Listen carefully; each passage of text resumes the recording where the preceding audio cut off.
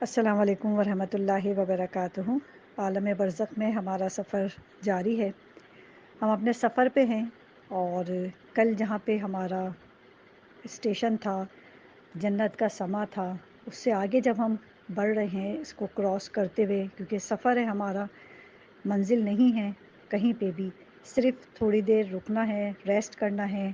اور جو نعمتیں خدا نے ہمارے لیے یہاں پہ مخصوص کی ہیں کہ جو دنیا سے ہم اعمال لے کے آئے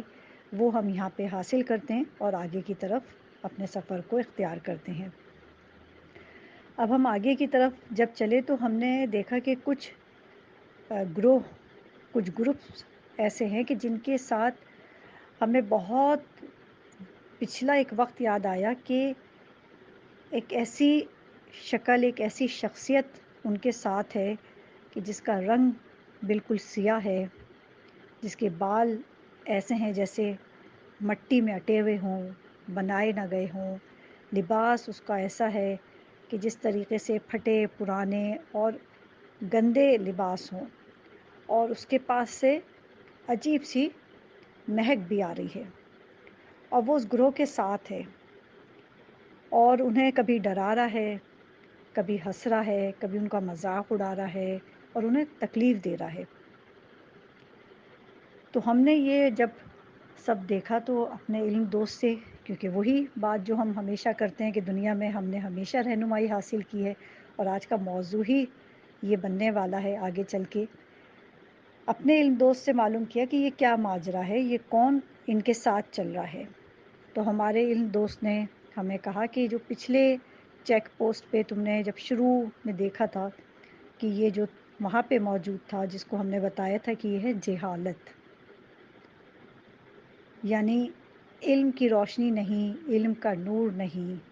وہاں پہ اندھیرا، وہاں پہ سمجھیں گندگی، وہاں پہ دیکھ کے کراہیت، یہ سب جو ہے جہالت ہے۔ سب جتنا بھی یہ ایک نقشہ کھینچا گیا ہے کسی ایک مثالی شکل کا، وہ ہے جہالت۔ تو ہم نے پوچھا کہ یہ کیوں ان کے ساتھ ہے اور کیوں یہ مذاق، کبھی ان کے ساتھ ہنسی مذاق کر رہا ہے، کبھی ان کو پریشان کر رہا ہے، یعنی ایک ہوتا ہے نا کسی کو کبھی مذاق جب ہم بہت زیادہ کبھی دیکھتے ہیں کسی کے ساتھ کیا جائے تو سامنے والا اریٹیٹ ہونے لگتا ہے کہ بھئی کیا ہے، جان چھوڑو، اس طرح کچھ ہوتا ہے نا، بہت زیادہ کسی کے ساتھ مذاق کرنا یا کچھ، تو وہ گروہ بھی بہت پریشان ہو رہا ہے۔ تو ہمارے علم دوست نے کہا کہ یہ اس وجہ سے ہے کہ یہ خود تھوڑی ان کے ساتھ آیا ہے، یہ خود تھوڑی ان کے ساتھ لگ گیا ہے، انہوں نے دنیا میں اس کے ساتھ دوستی کی ہوئی تھی۔ تو ہم بڑے حیران ہوئے کہ اس طرح کی شخصیت کے ساتھ دوستی، جبکہ علم کا اتنا نور، اتنا سمندر دنیا میں بہہ رہا تھا، ان کے فون، اس پہ علم، آگہی، علماء کرام، مدرسے، مجالس، اور انہوں نے دوستی کی تو جہالت کے ساتھ، کہ جہاں نہ روشنی ہے، نہ صفائی ہے، نہ ایمان ہے، دیکھ کے ہی کراہیت آ رہی ہے۔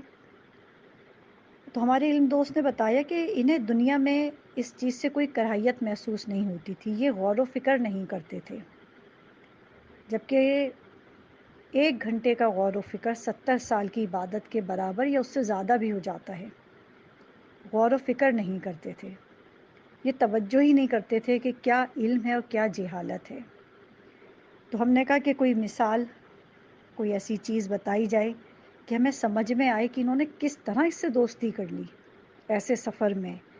کہ یہ خوفزدہ بھی ہو رہے ہیں، انہیں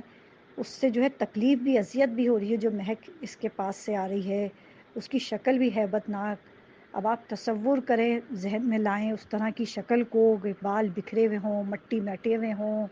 میلے کپڑے ہوں، اور وہ مسخرہ پن کرے، کسی کے ساتھ چھیڑ خانی کرے،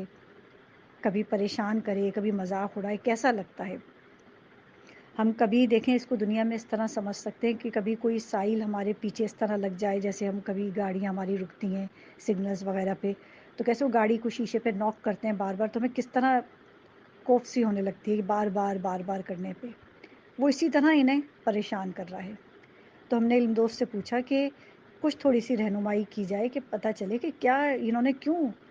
جہالت سے دوستی کی، جبکہ اتنا سب کچھ دنیا میں موجود تھا. ان کے پاس ان کا اپنا فون بہت بڑی سورس تھا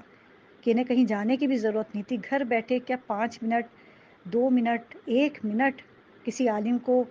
یہ مسئلہ کسی طریقے سے حاصل کرنا ہو، علم حاصل کرنا ہو تو کیا نہیں کر سکتے تھے؟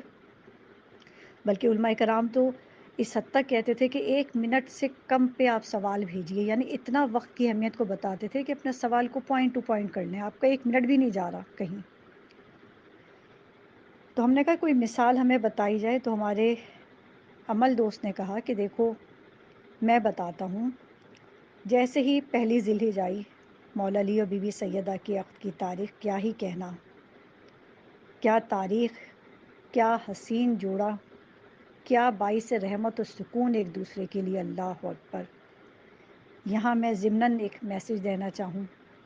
کہ ہمارے مومن گھرانوں میں، ہمارے مولا کے چاہنے والے گھرانوں میں مثال دیتے ہیں مولا علی کی، مرد حضرات دیتے ہیں بی بی سیدہ کی، خواتین دیتی ہیں مولا علی کی.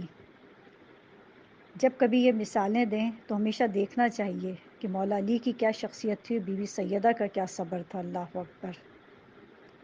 جب جا کے یعنی اس طرح کی سیرت ہو تو جب گھر جو ہے جنت بنتا ہے. پیسے سے، مال سے، دولت سے، ان چیزوں سے گھر جنت نہیں بنتے. کیا اخلاق تھا مولا علی کا اور کیا اخلاق تھا بی بی سیدہ کا. صبر کی انتہا تھی شوہر کے گھر. اللہ اکبر. تو ہمارے عمل دوست نے بتایا کہ جیسے ہی یہ تاریخ آئی، ایک پوسٹ سب کے پاس چلی،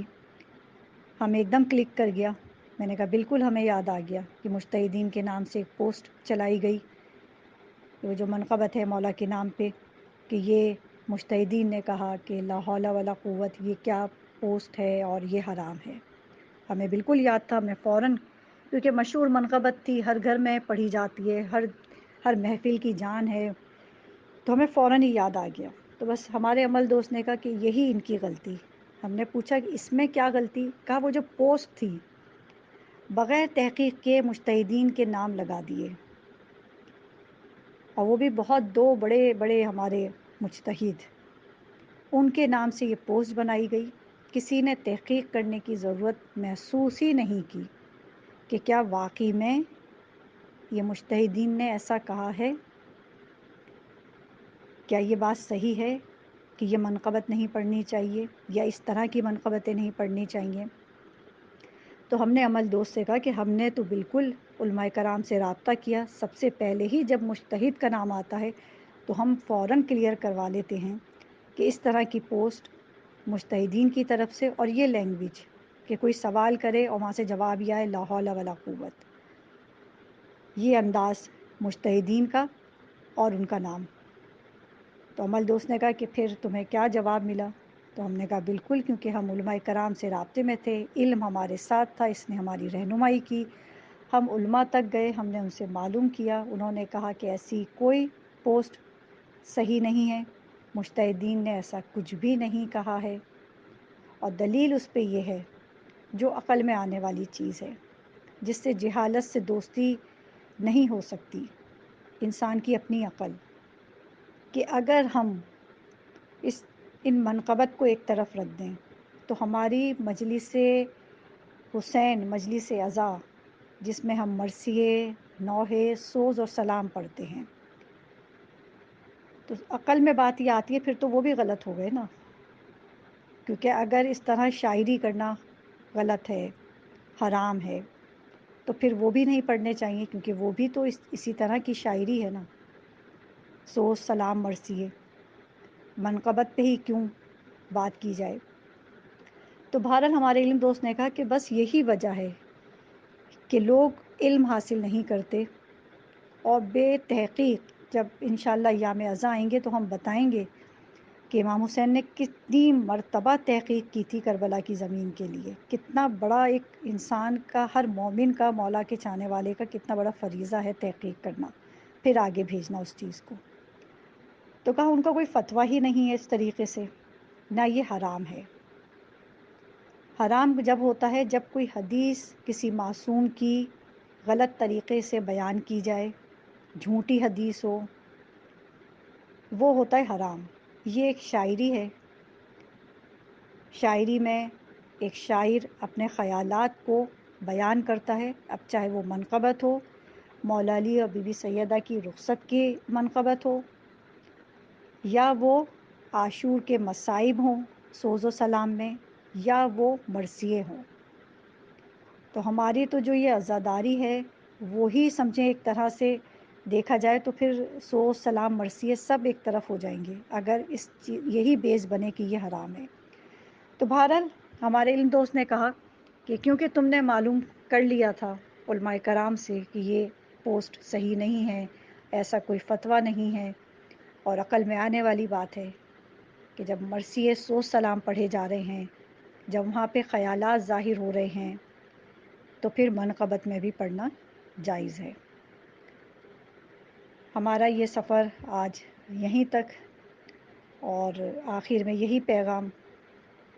کہ یہ اب سے نہیں، تقریباً 4 سے 5 سال تو ہمیں یہ دیکھتے ہوئے ہوا ہے کہ جب یہ بی بی سیدہ کی اور مولا علی کی یہ شب رخصت آتی ہے اور کوئی ولادت آتی ہے تو یہی منقبت کے سوالات آتے ہیں، اور وہ پوسٹ یعنی اتنے اویئرنیس کے بعد بھی وہ پوسٹ چلائی جا رہی ہوتی ہے۔ تو اس میں سب سے بڑی بات یہی ہے کہ یہ پوسٹ بنانے والے بھی خود اتنا علم نہیں رکھتے کہ انہوں نے کیا چیز بنائی ہے، مسئلے کو معلوم کر کے بنائی ہے، اور کس نے اجازت دی کیا مجتہدین کی پکچرز لگا کے ان کے نام کے ساتھ بغیر تحقیق کے پوسٹ بنائیں۔ پیغام یہی ہے کہ دیکھیں یہ جو زمانہ ہے بہت، یعنی اس کو اگر ہم کہیں کہ بہت خطرناک زمانہ چل رہا ہے۔ ہم انشاءاللہ امام زمانہ پہ جب اپنے ٹاپکس لے کے چلیں گے تو پھر بتائیں گے کہ کتنا خطرناک ہے یہ کہ ہر چیز پہ یقین کر کے اس کو آگے فارورڈ کر دینا، کتنے مسائل پیدا ہونے والے ہیں ان چیزوں سے۔ بس آج کا موضوع ہمارا یہیں تک، کل ہم دیکھیں گے انشاءاللہ کہ آگے ہماری کیا چیک پوسٹ ہے۔